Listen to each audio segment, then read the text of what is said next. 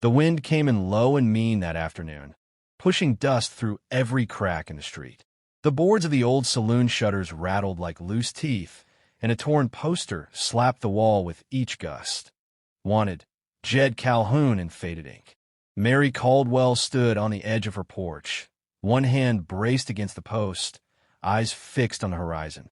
A thin line of dust was rising out there, not the slow drift of grazing cattle, but the sharp, narrow plume of riders moving fast.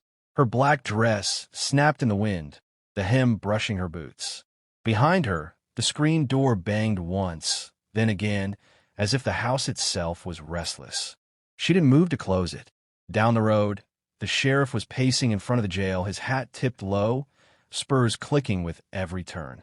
Across the way, the barkeep hammered fresh boards over the saloon's windows, each strike of the hammer loud and nervous. Folks hurried along the boardwalk with their heads down, avoiding her eyes.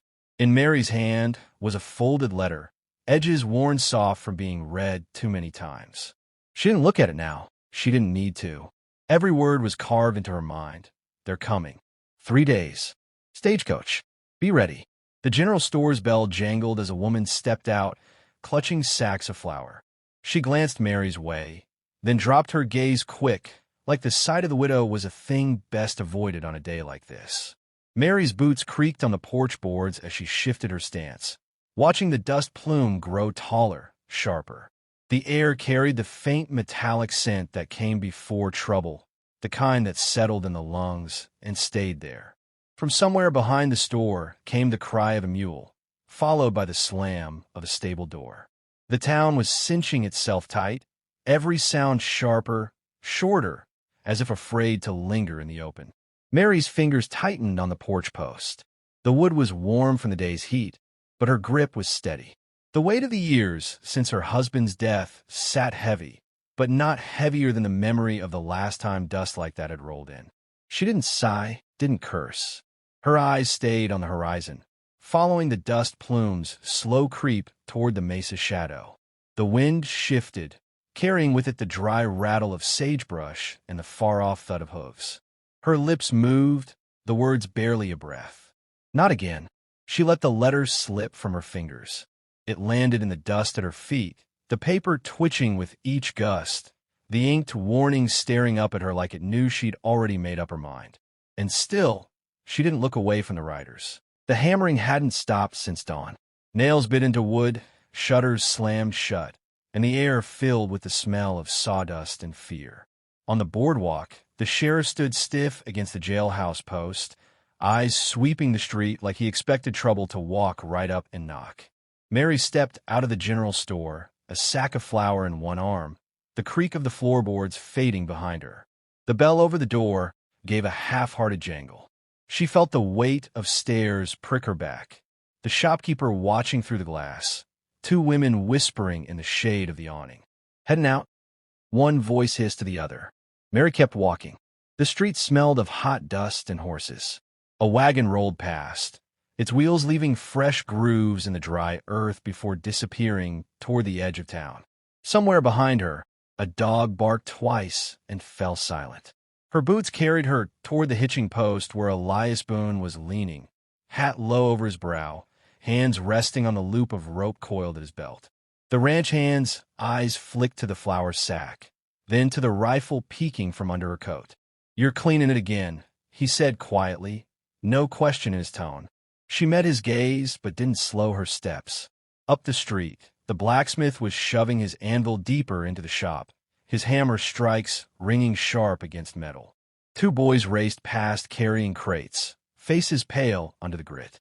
The sheriff crossed in front of Mary, hat brim shadowing his eyes. "Don't linger, Mary. Best be behind a locked door before they come." "They?" she asked, though they both knew she'd read the letter. He swallowed. Calhoun's doubled their numbers. Repeating rifles. We're short 2 deputies. Wind slid down the street, tugging at the sheriff's coat and lifting a curl of dust between them. Somewhere far off, a single crow called over the roofs. Mary stepped around him and kept walking, the boards groaning under her boots. The street narrowed in her sight until all she saw was the gap between the buildings and the strip of horizon beyond, where heat shimmered like smoke. That night, the town's lamps burned low. Coyotes yipped and howled in the distance, the sound chasing itself across the open land. Mary sat at her kitchen table, a lantern throwing shadows against the walls. Before her lay an open box of cartridges. She took them one by one, the metallic click of each loading into the rifle breaking the silence. The stock was warm in her hands, worn smooth in places where old scars cut the grain. She worked without hurry, without pause, each movement quiet as breath.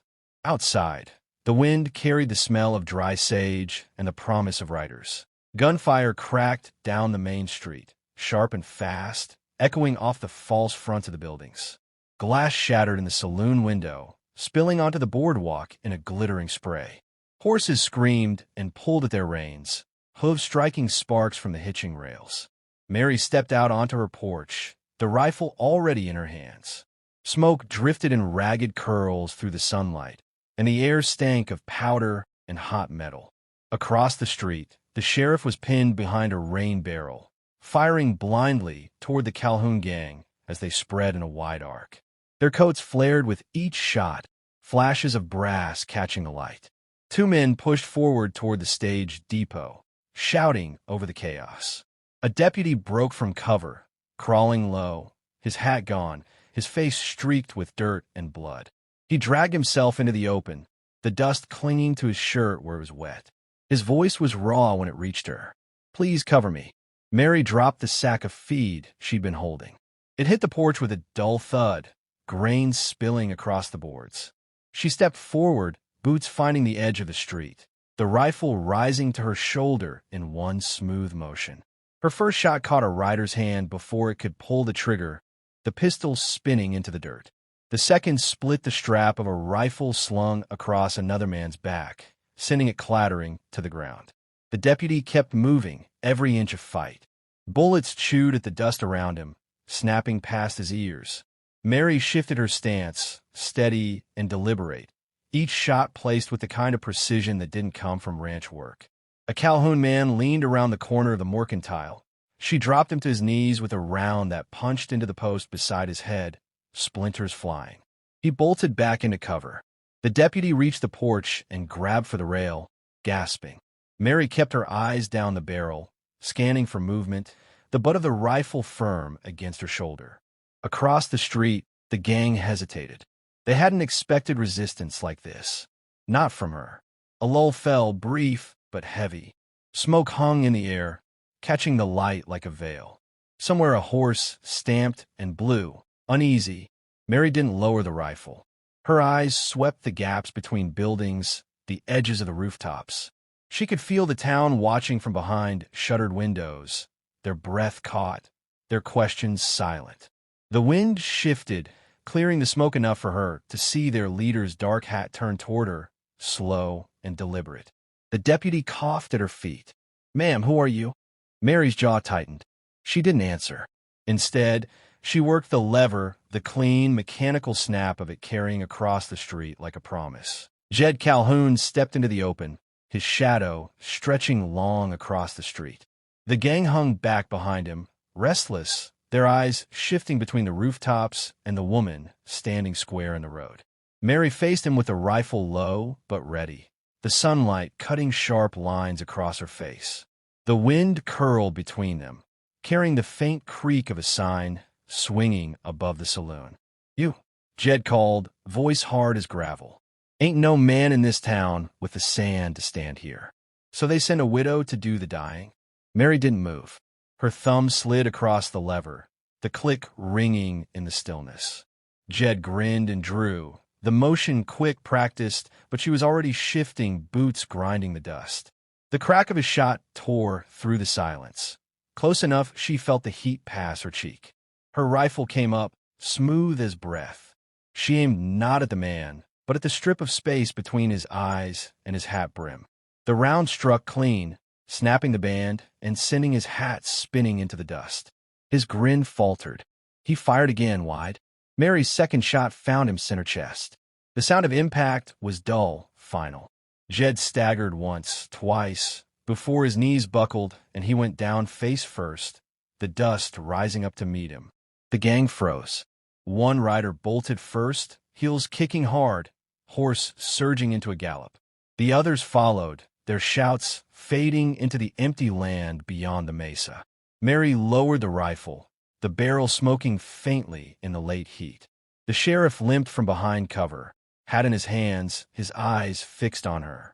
"Mary, in God's name." "I told you," she said, voice even.